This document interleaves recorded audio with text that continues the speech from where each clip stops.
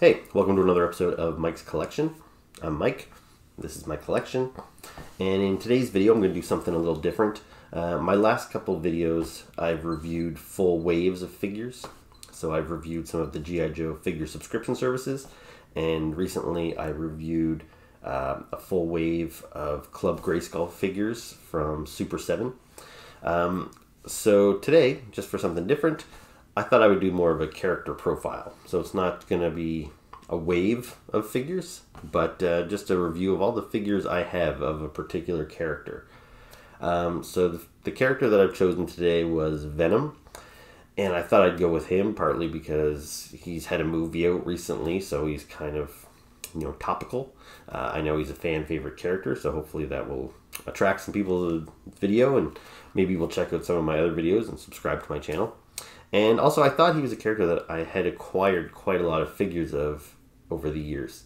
As it turns out, once I hauled them all out, I don't have as many as I thought I did, which isn't necessarily surprising. He's not a favorite character of mine per se, but I do have a fondness for Venom.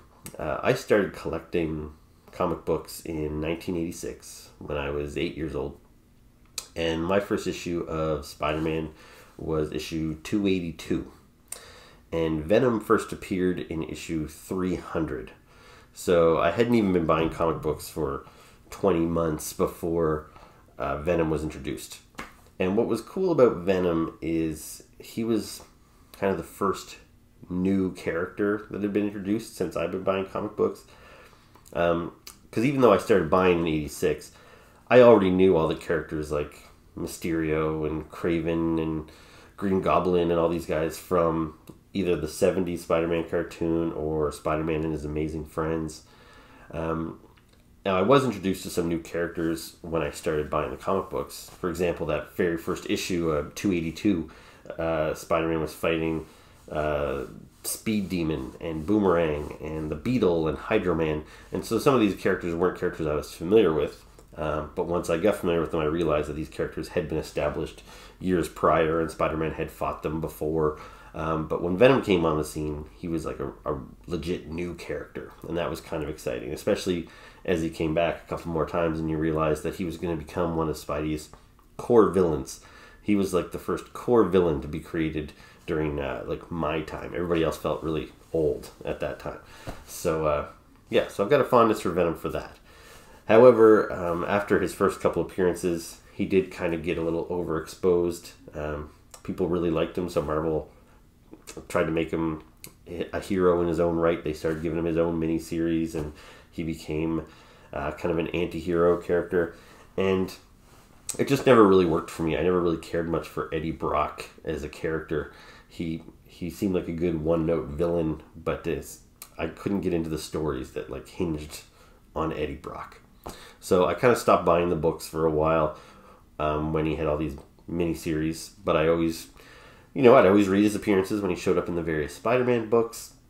And then in more recent years, he's kind of spread out beyond Spider-Man. So Eddie Brock, who'd been Venom for so long, he lost the symbiote.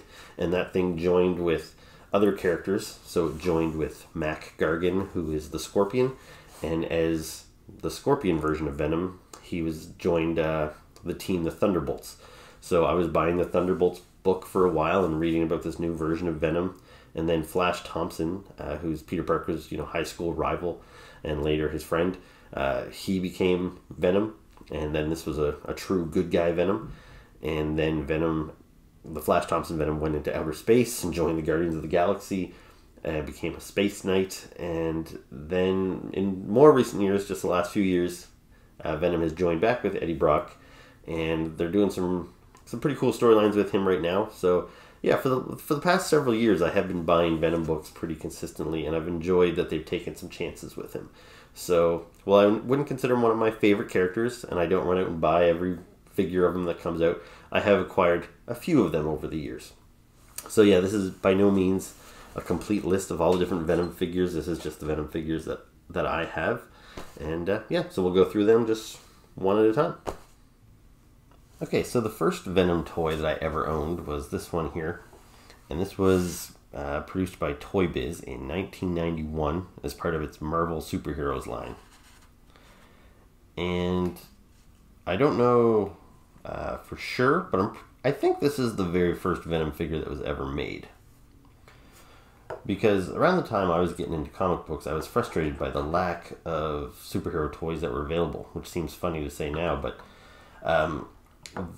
in the 80s there was the Secret Wars line of Marvel figures, but that had pretty much ended by the time I had gotten interested in comic books, and really there was nothing. So I was really getting into Marvel around the late 80s and early 90s, and I wanted figures of all these characters, and just they weren't making them. So yeah, it was around 1991 when Toy Biz started making some of these figures in just a general line called Marvel Superheroes. And yeah, I really like this Venom. It looks a lot like the artwork, like Todd McFarlane is the artist that had first drawn Venom, and this looks a lot like how Venom appeared when Todd McFarlane drew him. I was very happy with this figure. He's in the I don't know, what, about 5-inch scale, which is what Toy Biz was doing with all their guys at the time. And you'll notice he's got a little hole there on the front, and on the back here, it's actually broken off. There should be a ring around this that would make it easier to pull out of him, but I can't do it because it's broken off. But the gimmick on this toy was that this plunger would come out of his back, so he'd be hollow in the center. And he came with this black goop that came in a plastic spider, and he would put the black goop in his in the cavity in his back there, and he'd push the plunger in, and then it would come out here in this like gross little black stream of goop, which kind of replicated his ability of this alien costume, which is just kind of like a slime suit that covers him, and he shoots like webs of slime out of his hands, and really he can shoot webs of slime out from anywhere on his body. And yeah, so it was kind of a neat little feature. I no longer have the slime. I think it kind of got pretty gross over the years, and so I got rid of it. But yeah, as far as first time out, this is a pretty cool figure. Now, one thing that I didn't like about this figure, and to this day I don't understand, like he doesn't have any articulation in the arms, which is kind of strange. Like his knees bend, but yeah, no elbow joints, which is weird. And also, both hands are sculpted this kind of open palm, and like he looks like Frankenstein like this. Like I don't know why they didn't give him fists, or at least turn his hands to the side like a normal person, that maybe he could grapple with Spider-Man or something. But yeah, this just looks weird, and I always thought that was a strange choice to give him 2 arms like that. But he looks cool, and yeah, this is a pretty good start to Venom action figures. Alright, this next Venom is pretty crazy looking. So this was called Venom The Symbiote, and I'm not sure why he was called that necessarily. But so this was also produced by Toy Biz, and so within a couple of years of that other Venom toy I showed you from 1991, when it was kind of just a general Marvel Superheroes line, so into the 90s, there was some really good cartoons coming out around that time. There was the X-Men cartoon, followed by a Spider-Man cartoon, and those were very high quality cartoons, and Toy Biz really covered a lot of bases with their toy lines based on those TV shows. So like, I just happen to have them beside me here, but just this week I acquired some X-Men toys from that cartoon, and like, here's a character from that line, here's another one. And like, these characters are not popular X-Men characters, but Toy Biz would just make figures of basically anybody that appeared in that show. And it was a very expansive line. And with Spider-Man, I got all kinds of great figures. Now, there was a Venom in that wave, which looked a little bit more like this, except he had like kind of a soft goods mask that you could take the mask off, and there was an Eddie Brock face underneath, which was kind of cool.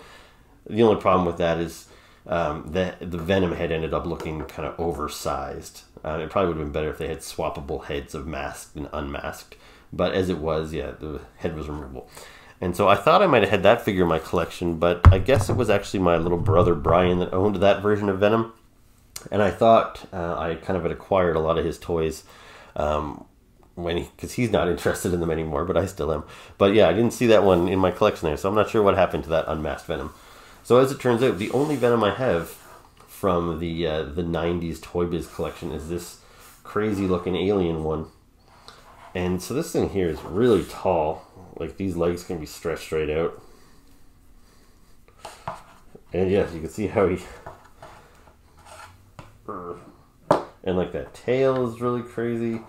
That head sculpt is just nuts with all those teeth coming out everywhere.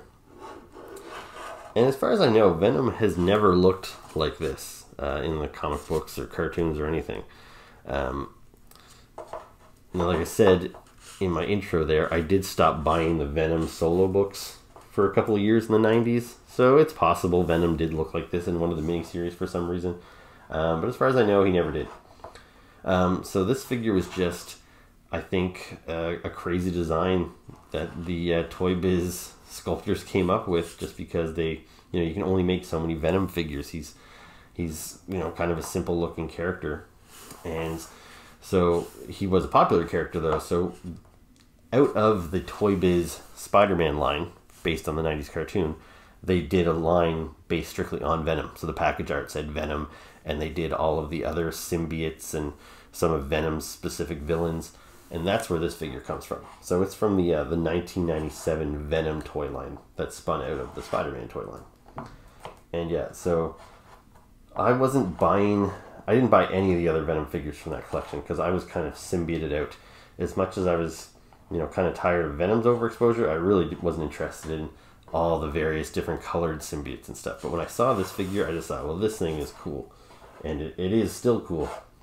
Like, this thing is 20 years old now, and I still think it's an awesome figure. It could go on a shelf with my Marvel Legends today. It holds up pretty good. So yeah, that is Venom the Symbiote. And the last Venom I have from the 90s is this little thing here. This is, I guess, a shark or a piranha something version of Venom. It's kind of silly, but as the Toy Biz Spider-Man line started winding down, they made all the different characters, and they really had nowhere else to go, so they started making Spider-Man in all these crazy outfits. Like, I had Outback Spider-Man and Skateboard Spider-Man, and one of the ones I had was Shark Trap Spider-Man. And I had multiple versions of Aquatic Spider-Man that came with, like, inflatable shark cages and canoes and all kinds of goofy stuff. And I got rid of most of those weird Spider-Man figures, but I held on to this little Venom shark that came with Shark Trap Spidey. So yeah, it's kind of a silly little thing, and I kind of forgot about it. But I came across it when I was digging through my bin of Toy Biz figures. So the next Venom in my collection is Stretch Strike Venom. And this thing is from the 2010 Spider-Man line. Now he's got this weird accessory here where you see this, it snaps onto his hand. And it starts out as hard plastic, and then it turns into this weird bendy, and it's got like a Venom face on the end of it. So yeah, if you've seen the Venom movie recently, the symbiote kind of does this. It comes out and it talks to Eddie and stuff. So it's kind of a neat accessory, but kind of weird. And so you'll see that just snaps onto his wrist there, and you can pop that off. And so now he's a little more normal looking. So yeah, this Venom here, at a glance, you can tell he's a little more extreme looking than, say, my previous Venom figure, as this is kind of a standard Venom, where this is a little more crazy Venom. So his symbiote is kind of stretching off of his body, and his jaw is extended, and he's got the crazy tongue. And another interesting feature of him is he's got kind of the eyes within the eyes. So, with most Venoms, you're used to seeing them and just those big white eyes.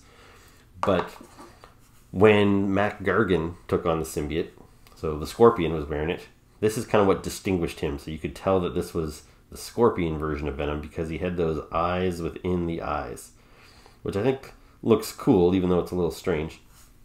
But yeah, this figure I like a lot. I think he looks really cool.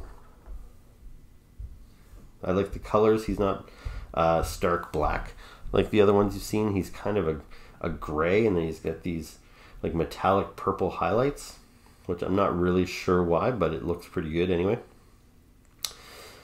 And yeah, so this figure is based off of So again, it's still, it was Hasbro, I think, at this point. Yeah, so when Hasbro took over the Marvel license, they launched a 3 3/4 line. So this guy's in scale with G.I. Joes. And they called it Marvel Universe. And it was just kind of an all-encompassing line, covered all the different characters from Spider-Man and X-Men and Fantastic Four and everybody else.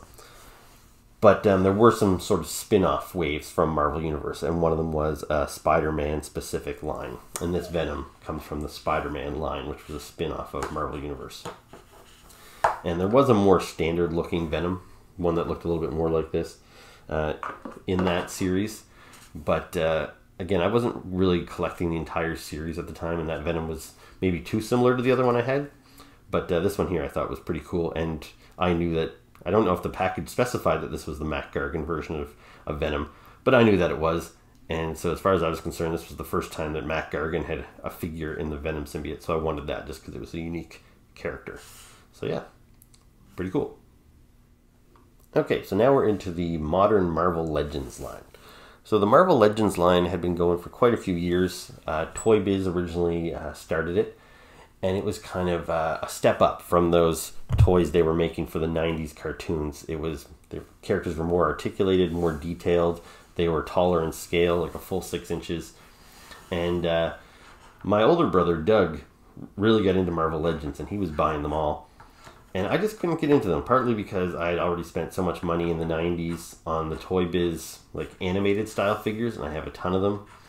And I was also I was interested in the smaller 3/4 scale when they started up too, so I didn't get on board with Marvel Legends for a long time. And to be honest, even though they were, you know, detailed and articulated, I found the early, the Toy Biz Marvel Legends were just too articulated. Like, they had too many joints and they were kind of gangly looking. But then Hasbro took over, and initially they weren't great either, but Hasbro started getting better and better, and now they make some of the best figures on the market. And this is one of the figures that really got me hooked on Marvel Legends, because the Marvel Universe line, this 3 3/4 line, was winding down. There weren't many new ones coming out. And then Marvel Legends in the 6-inch scale was really picking up steam, and they were making a lot of figures. And this Agent Venom figure came out, and I was buying the Agent Venom comic books, and I really wanted a figure of Agent Venom. But they didn't make him in the small scale, and they made him in this Marvel Legends, and he was, I believe, the first Walgreens exclusive Marvel Legend. They've done a bunch of them since. But yeah, so this was the first one. We don't have Walgreens up here in Canada, so I had to order him online. And yeah, I just thought this was a fantastic figure.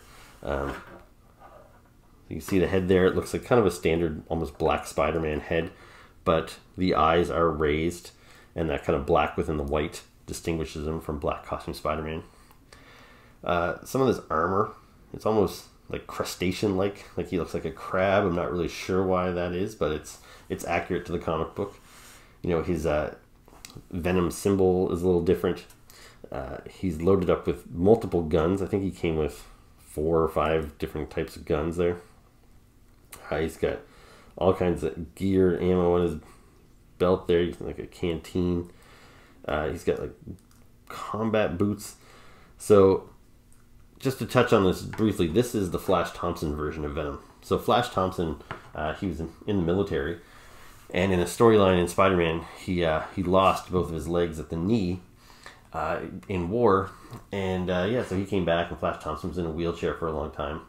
But when the U.S. military acquired the Venom symbiote, they gave it to Eddie Brock, and the symbiote kind of gave him legs again.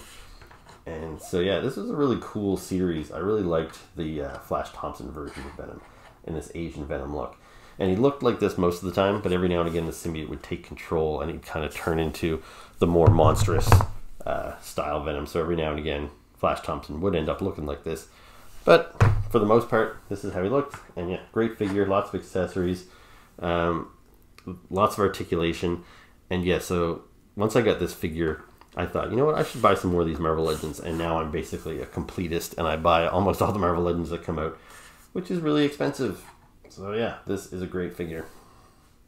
So here's my next Venom. This is also a Marvel Legends from Hasbro. So that Agent Venom was from 2014. This one is from 2015. And this is Superior Venom.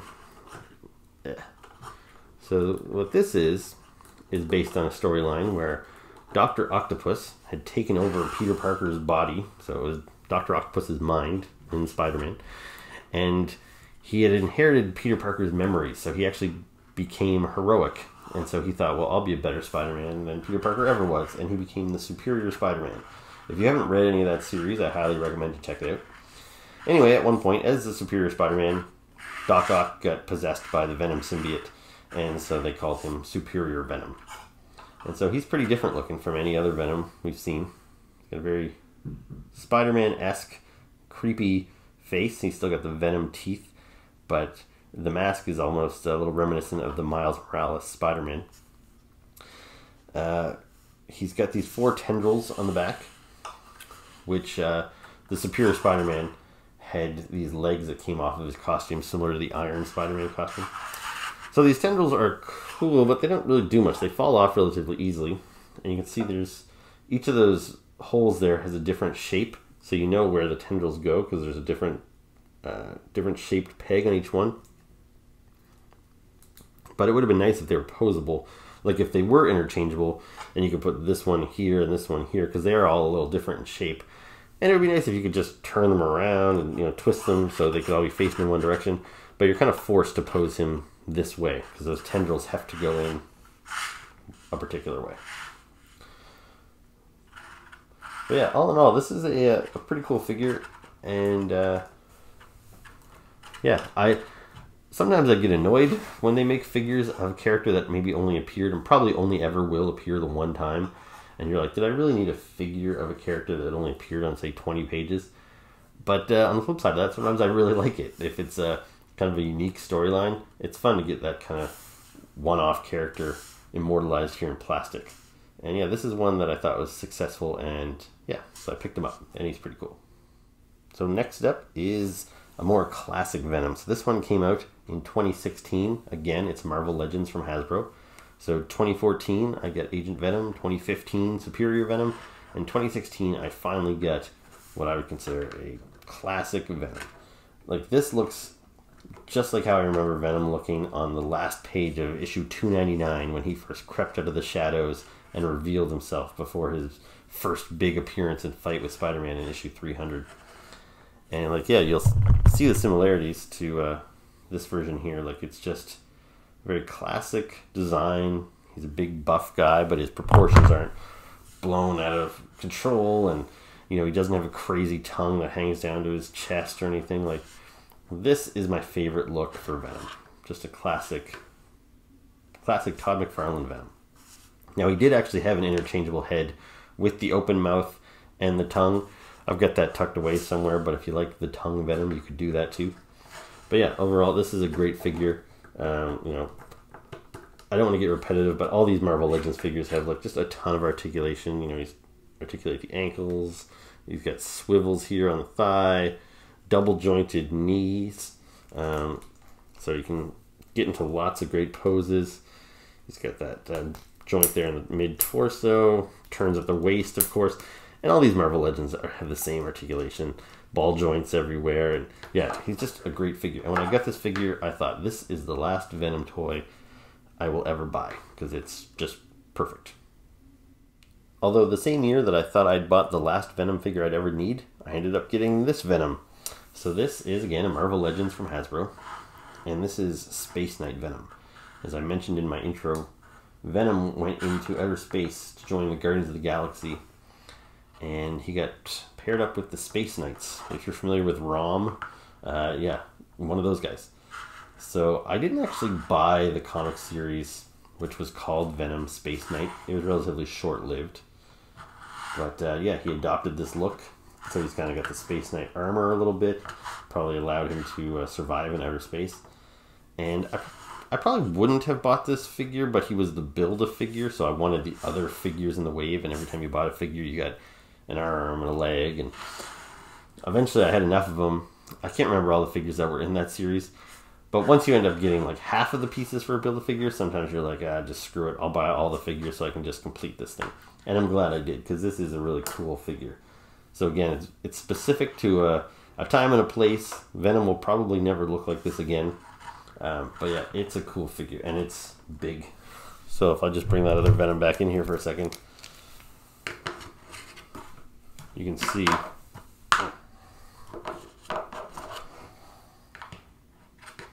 get him all twisted up here. But yeah, so if this Venom is 6 inches, you know, that guy is probably close to 8. He's just a huge figure. Well, maybe not 8, say 7. But yeah, it's a very cool looking figure. So in 2018, to coincide with the Venom movie, Hasbro put out a whole Venom centered wave of Marvel Legends, and this was the Venom. Now the body is the exact same as the other Venom, so move him over here for a second. So yeah, it's the exact same body, and he even had the exact same head too, but the selling feature of this one is he had an alternate head which was unmasked and had Eddie Brock there. And it's also got this extra little symbiote stuff which shows some of the goop coming off of him. Similar to what was going on with this figure here with all that symbiote stuff kind of creeping off of him. So yeah, that's what this guy has.